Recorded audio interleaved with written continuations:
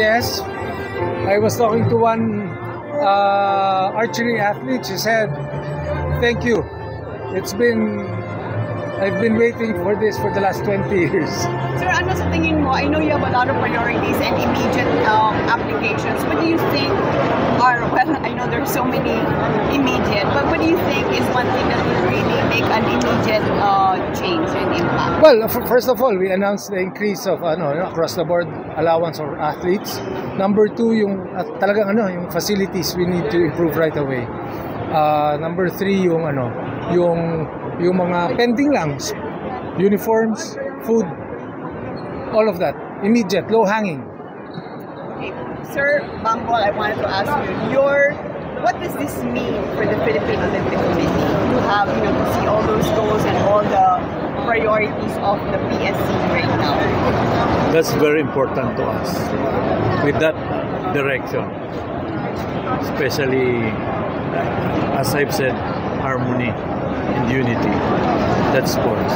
As the Philippine It's like music. Yeah. As the Philippine Olympic Committee, ano yung pinaka-kailangan yung support from the PSC, sir? Of course, as PSC is mandated financially, they have to support all NSAs, not only in their daily, but in their trainings and especially hostings. Very important yung hostings. Doon tayo nakikilala sa hostings. That's super exciting, the hosting of international competitions. Yes. I know everybody has a lot of questions, but for me right now, one more. The Southeast Asian Games is immediately coming, sir.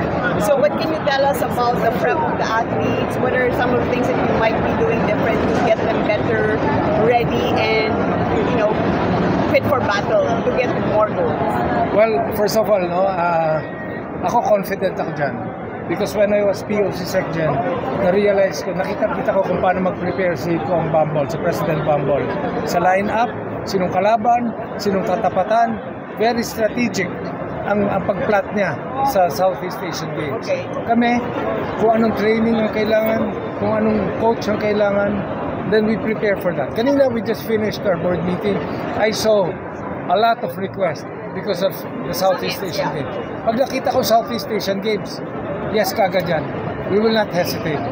So sir, pwede pa bang mag-request yung mga athletes for ang pinaka-importante siyempre international exposure before the Southeast Asian Games? Yes, if alam mo, pina-prioritize naman namin yung training. It is the best time. Meaning wala namang ibang pupuntahan niya kundi they train so they can compete well. So all of that, we take into consideration immediately. Sir, since nandito na kayo, yung prediction niyo yung calculation niyo sa SEA Games, di ba? Anong goal natin? I think these are biggest delegations. Really? How many, sir? 1,600 plus. Why? Because there's a lot of team events. Team events. Floorball, futsal, there are no. Cheerleading, basketball, of course, volleyball, hockey, even winter sports nandyan. Yes. I like, the ice hockey. Chairman, yung additional allowance, sa po kunin yung Sa PSC po? pero kaya naman.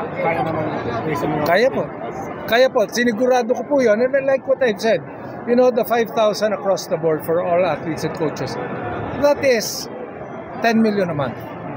What is 10 million a month for the welfare of our athletes and our coaches?